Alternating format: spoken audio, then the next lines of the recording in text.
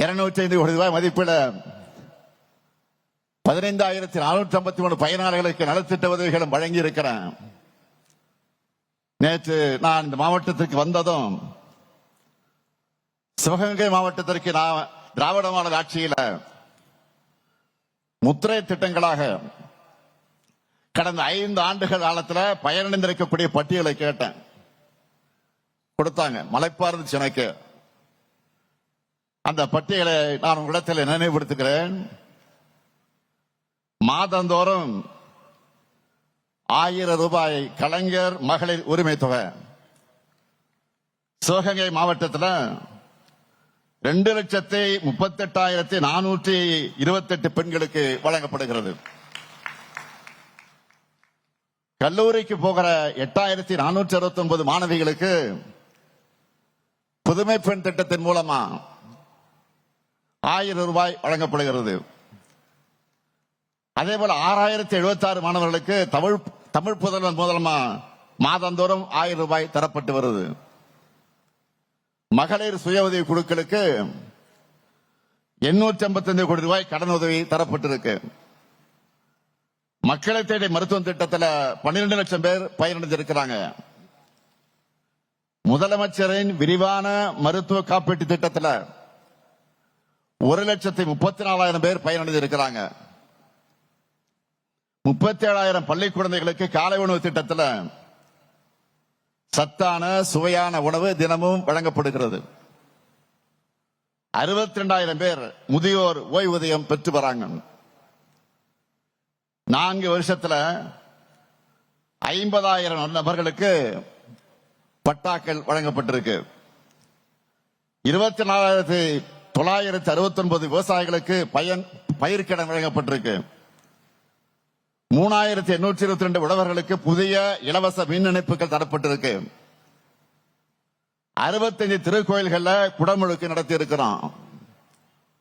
காரைக்குடி கனிவாசல் கிராமத்தில் சிப்காட் வளாகம் அமைக்க நிலம் கையகப்படுத்தும் பணிகள் நடைபெற்று வருது. அடுத்தும் நம்ம திராவிட மாடல் ஆட்சி தான். அண்ணன் சொன்னார 21 ஆட்சி பொறுப்பேற்ற உடனே ஒரு வாரத்தில் வந்தோம், கோரிக்கை வச்சோம், அதுக்கு என்ன செஞ்சிடலான்னு சொல்லி அதை நிறைவேற்றி இருக்கிற அப்படின்னு பெருமையோடு சொன்னார். அடுத்து வருவேன்னு சொன்னார். வரத்தான் போறீங்க, அதுல என்ன சந்தேகம்? ஆக ஆட்சி அமைஞ்சதும் வரிசையா திறப்பு விழாக்கான பல பணிகளுக்கு நான் இப்ப அடிக்கல் நாட்டியிருக்கிறேன். மீண்டும் சிவகங்கைக்கு வந்து நிச்சயம் அதையெல்லாம் திறந்து வைப்பேன். நம்ம அரசோட திட்டமிட்ட செயல்பாடுகளால தமிழ்நாடு வளர்ந்திருக்கிறதுன்னு சொன்னா அது நான் சொல்லுகிற கற்பனை புள்ளி விவரங்கள் அல்ல.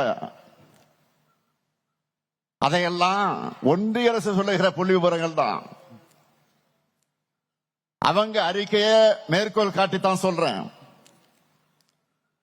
தமிழ்நாட்டோட வளர்ச்சியை விமர்சிக்கக்கூடிய ஆளுநர் அவர்கள் ஒன்றிய அரசை தான் போய் கேள்வி கேட்கணும். அதுதான் இன்றைக்கு இருக்கக்கூடிய நிலை. தமிழ்நாட்டுக்கு வந்த பிரதமர் அவர்களும் தமிழ்நாடு வளர வேண்டும் என்று பேசியிருக்கிறார். தேர்தலுக்காக பல்வேறு ஆதாரமற்ற குற்றச்சாட்டுக்களை எல்லாம் பேசிட்டு போயிருக்கிறார். 2 நாட்களுக்கு முன்ன ஒன்றிய அரசுடைய பொருளாதார அறிக்கை வெளியாகி இருக்கு. ஒன்றிய அரசுடைய பட்ஜெட்டுக்கு முன்னதான் இந்த அறிக்கை வந்திருக்கு. அதிலேயும் தமிழ்நாட்டை மனம் திறந்து பாராட்டி இருக்காங்க. புதிதாக தொழில் தொடங்குறத ஊக்குவிக்கும் நடவடிக்கையை தமிழ்நாடு அரசு மேம்படுத்தி இருப்பதா ஒன்றிய அரசு பாராட்டி இருக்கு. உற்பத்தி துறை வேலை வாய்ப்புல தமிழ்நாடு முதலிடம் ஒன்றிய அரசின் பொருளாதார அறிக்கை பாராட்டுது. பெண்களுக்கான வேலை வாய்ப்பை பெருக்கும் திட்டங்கள்ல தமிழ்நாடு தீட்டி இருக்கு. இது மற்ற மாநிலங்களுக்கு முன்னோடின்னு பெருமையா சொல்லி இருக்காங்க. இந்த அறிக்கையை மாண்புமிகு பிரதமர் அவர்களும் மாண்புமிகு ஆளுநர்களும் படிக்க வேண்டும் என்று நான் கேட்டுக் கொடுக்கிறேன். படிக்காம எந்த நிகழ்ச்சிக்கும் போயிடாதீங்க. நீங்க கொடுக்கிற அறிக்கை தான் அது. உங்க ஒன்றிய அரசு தந்திருக்கக்கூடிய அறிக்கை. தமிழ்நாட்டுக்கான தொழில் முதலீடுகள் வேறு மாநிலத்துக்கு போயிடுச்சுன்னு குற்றஞ்சாட்டி ஆளுநர் அவர்கள் குற்றஞ்சாட்டி வரக்கூடிய நிலையில தான் ஒன்றிய அரசின் அறிக்கை தமிழ்நாட்டை இன்றைக்கு பாராட்டி இருக்கு. சிவகங்கை கிராமங்கள் நிறைந்த மாவட்டம். உங்ககிட்ட ஒரு முக்கியமான விஷயத்தை பத்தி சொல்ல விரும்புறேன். கிராமப்புற பொருளாதாரத்தோட முதுகெலும்பா இருந்து வந்த மகாத்மா காந்தி பெயரில் அமைந்துள்ள 100 நாள் வேலை திட்டத்தை ஒன்றிய பாஜக அரசு காலி பண்ணிட்டு வேற பேர்ல புது திட்டத்தை கொண்டு வந்திருக்காங்க. நீங்க எல்லாருமே கேள்விப்பட்டிருப்பீங்க. அவங்களுக்கு மகாத்மா காந்தியும் பிடிக்காது, மக்கள் நல்லா இருந்தாலும் பிடிக்காது. அதான் இப்படி பண்றாங்க. இதை எதிர்த்து திமுக சார்பில், காங்கிரஸ் கட்சியின் சார்பில், ஏன் பல்வேறு கட்சிகளின் சார்பில் தமிழ்நாடு முழுக்க ஆர்ப்பாட்டங்கள் நடைபெற்றிருக்கிறது, நடத்தி இருக்கிறோம். நாடாளுமன்றத்தில் நம்ம கூட்டணி எம்பிக்கள் தீவிரமாக எதிர்த்தாங்க. இப்ப கொண்டு வந்திருக்கக்கூடிய புதிய திட்டத்தை பற்றி குடியரசுத் தலைவர் உரையை முன் வச்சு முன்னாள் நிதியமைச்சர் அண்ணன் சிதம்பரம் அவர்கள் சில முக்கியமான கேள்விகளை எல்லாம் எழுப்பியிருந்தார். குடியரசுத் தலைவர் உரைனா அது பாஜக அரசினுடைய உரைதான். அவங்களை நோக்கித்தான் இந்த கேள்வி. ஏற்கனவே நடைமுறையில் இருக்கக்கூடிய 100 நாள் திட்டத்திலேயே 50 நாள் கூட ஒன்றிய பாஜக அரசு ஒழுங்கா வேலை கொடுக்கிறது இல்ல. ஏன்னா அதுக்கான நிதியை ஒழுங்கா விடுவிக்கிறது இல்ல. இந்த நிலையில 50 நாள் எப்படி மேஜிக் மாதிரி 120 நாட்களாக உயரும்? ஒன்றிய அரசு இந்த திட்டத்துக்கு 2.5 மடங்கு கூடுதல் நிதி அளிக்க தயாரா இருக்கா? 120 நாள் அப்படின்னு ஒன்றிய பாஜக அரசு சொல்லி இருப்பதற்கு எந்த கேரண்டியும் கொடுக்கல. அது வெறும் மாயதான். சொல்றதா சொல்றீங்க. அது எதுக்கு வெறும் 125 நாள் நிறுத்திட்டீங்க? 120 நாளுக்கு பதிலாக 325 நாள் வேலை கூட புரடா விடலாம? அவருக்கே ஒரு நகைச்சுவை உணர்வோடு ஆழமான கேள்விகளை எழுப்பியிருக்கிறார். 100 நாள் வேலை திட்டம் என்று சொல்லக்கூடிய மகாத்மா காந்தி தேசிய வேலை உறுதி திட்டத்தில் தமிழ்நாட்டில் கடந்த ஆண்டு நாம் கணக்கு போட்டு பார்த்தா 65 லட்சம் குடும்பங்கள் பயனடைந்திருக்கிறாங்க. ஆண்டுக்கு 10,000 கோடியிலிருந்து 12,000 கோடி வரை ரூபாய் வரை கிராமப்புற மக்களுக்கு ஊதியம் வழங்கப்பட்டிருக்கு. ஆனா இப்போ அவங்க கொண்டு வந்திருக்கக்கூடிய புதிய திட்டத்தில் இதுல பாதி வர்றதே சந்தேகம்தான். வேலை நாட்களையும் நாம முடிவு பண்ண முடியாது. மேலே இருந்துதான் அவங்க முடிவு பண்ணுவாங்களாம். போதாக்குறைக்கு இனி மாநிலங்கள் 40 விழுக்காடு நிதியை வழங்க வேண்டும் என்று புது திட்டத்தில் நம்ம மேல பெரிய தாக்குதலை தொடுத்திருக்காங்க. ஒன்றிய பாஜக அரசு தன்னுடைய கடமையிலிருந்து நழுவி ஓடுது. கிராமப்புற மக்களை மொத்தமா கை கழுவி விடுது. இந்த குறைபாடுகளை எல்லாம் சுட்டி காட்டி இந்த திட்டத்தை உடனடியாக திரும்ப பெறணும். மறுபடியும் பழைய திட்டத்தை மகாத்மா காந்தி பேரிலேயே தொடர வேண்டும் என்று சட்டமன்றத்தில் நாம தீர்மானம் போட்டிருக்கிறோம். மக்களின் குரலுக்கு ஒன்றிய பாஜக அரசு கட்டாயம் செவிசாய்க்கணும். இல்லைன்னா 3 வேளாண் சட்டங்கள், சாதிவாரி மக்கள் தொகை கணக்கெடுப்பு போல இதிலேயும் மக்கள் துணையோடு உங்கள் முடிவை வாபஸ் பெற வைப்போம். தமிழ்நாட்டுக்காக குரல் கொடுக்க முடியாத 10 தோல்வி பழனிசாமி அவர்கள் நம்ம அரசு செஞ்சிட்டு இருக்கக்கூடிய திட்டங்களை காப்பி அடிச்ச புதிய வாக்குறுதிகள் அள்ளி வீசிட்டு இருக்காரு. இப்போ அவர் ஆட்சிக்கு வரப்போறது இல்லை, அது வேறு விஷயம். அப்புறம் நேரத்தை வீணடிச்சிட்டு இருக்கான்னு தெரியல. ஏற்கனவே அதிமுக தேர்தல் அறிக்கையில சொன்ன எந்த வாக்குறுதியும் தன்னுடைய ஆட்சி காலத்தில் அவர் நிறைவேற்றல. 2011 அதிமுக தேர்தல் அறிக்கையில என்ன சொன்னாங்க தெரியுமா? 2011 சென்னை முதல் கன்னியாகுமரி வரை கடலோர சாலை திட்டம்னு சொன்னாங்க. செஞ்சாங்களா?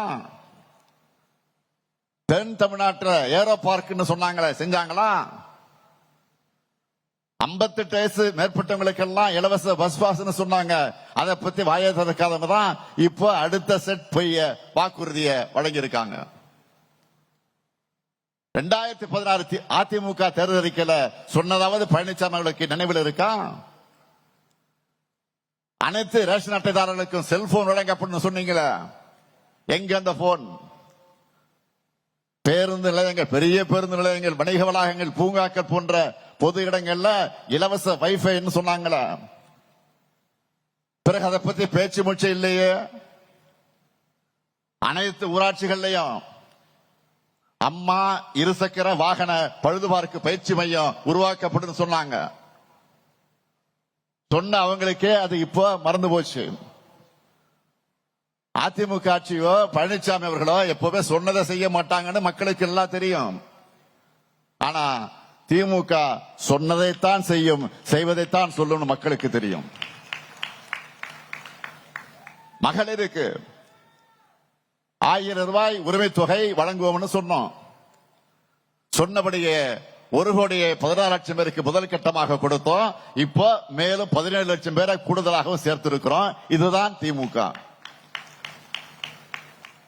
கட்டணமில்லா பேருந்து பயணம் கொடுத்தா போக்குவரத்து துறை நடத்த முடியாதுன்னு சொன்னாங்க. ஆனா ஆட்சிக்கு வந்ததும் நான் போட்ட முதல் கையெழுத்து விடியல் பயணம் திட்டத்துக்கு தான். இதனால மாதந்தோறும் 1000 ரூபாய் பெண்களுக்கு மிச்சமாகுது. அதே நேரத்தில் போக்குவரத்து துறையும் புதிய பேருந்துகள் நவீன வசதிகளை மேம்படுத்தி இருக்கிறோம். இந்த 7 ஆண்டு காலத்தில், இந்த 5 ஆண்டு காலத்தில் 7250 பேருந்துகள் புதுசா வாங்கி இன்றைக்கு ஓடிக்கொண்டிருக்கிறது. அரசு ஊழியர்களுடைய 22 வருஷ பிரச்சனை, 22 ஆண்டுகால கோரிக்கை. உறுதியளிக்கப்பட்ட ஓய்வூதிய திட்டத்தை செயல்படுத்தி காட்டியிருக்கிறோம். யாராலையும் செய்ய முடியாதுன்னு சொன்னாங்க. அதை 5 ஆண்டுக்குள்ள மனமிருந்தால் மார்க்கம் உண்டு என்று நிரூபிச்சிருக்கக்கூடிய நம்ம திராவிட மாடல் ஆட்சி. நம்ம ஆட்சிக்கு வந்தப்போ அரசு ஊழியர்களுக்கு 17 விழுக்காடாக இருந்த அகவிலைப்படையை இப்போ 58 விழுக்காடு என்கிற அளவுக்கு உயர்த்தி வழங்கி இருக்கிறோம். இதுதான் திராவிட மாடல் ஆட்சி. நாம சொல்லிவிட்டு செஞ்ச திட்டங்களுக்கு இணையா சொல்லாமலேயே பல முத்திரை திட்டங்களை நிறைவேற்றி இருக்கிறோம். அதுதான் பெரிய சாதனை. இன்னும் பல கனவு திட்டங்கள் இருக்கு. அவற்றை நிறைவேற்றும் வாய்ப்பு திராவிட மாடல் 2.0 தமிழ்நாட்டு மக்களான நீங்க எனக்கு வழங்குவீங்கன்னு எனக்கு நம்பிக்கை முழு அளவுக்கு இருக்கு. அந்த நம்பிக்கையை தான் ஒவ்வொரு மாவட்டத்துக்கும் போகும்போது உங்க முகத்துல நான் பார்க்கிறேன். மக்கள் மகிழ்ச்சியே என் மகிழ்ச்சி, தமிழ்நாட்டின் வளர்ச்சியே என் மகிழ்ச்சி. வெல்வோம் ஒன்றாக. நன்றி, வணக்கம்.